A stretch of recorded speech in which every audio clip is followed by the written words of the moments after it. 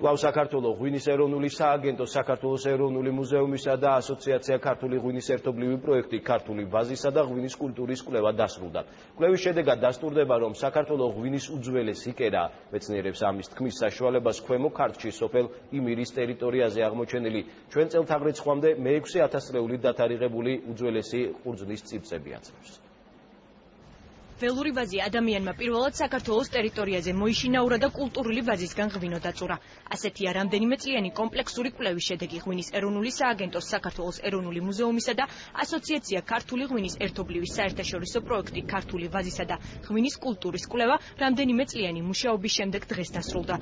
შედეგებმა ასე ვთქვათ, რომელიც ამ 4 წლის მუშაობის განმავლობაში ძალიან ბევრი სიახლე ამოიტანა, რომელსაც წარმატებით იქნება გამოყენებული ჩვენი ღვინის პოპულარიზაციისათვის და ქართული მეღვინეობის, მევენახეობის, ცნობადობის ამაღლებისათვის მსოფლიოში.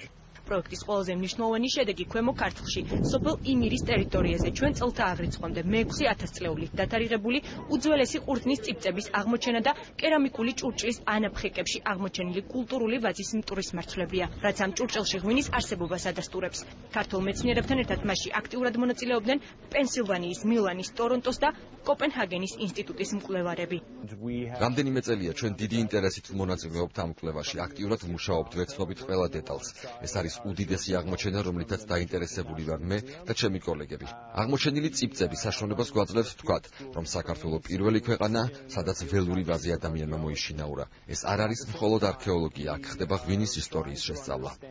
საერთაშორისო პროექტი ქართული ვაზისა და ღვინის კულტურის კვლევა 2014 წელს დაიწყო.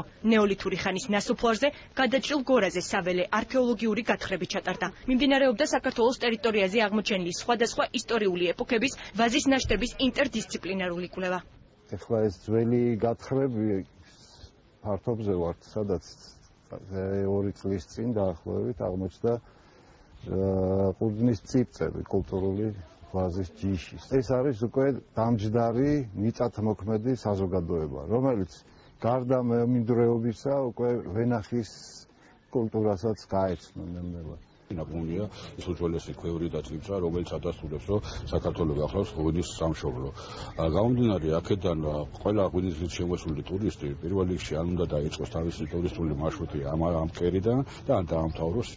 სოფელ იმირში იგეგმება ღია მუზეუმის მოწყობა, ველო და საფეხმავლო ბილიკების განთავსება, ტურისტული ინფრასტრუქტურის მოწყობა.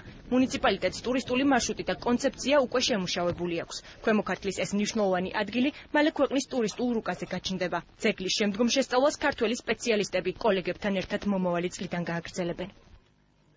მოამბეთ 18 საათზე დღეს ამით დასრულებულია. დიდი მადლობა რომ გვიყურებთ. დარჩით საზოგადოებრივზე.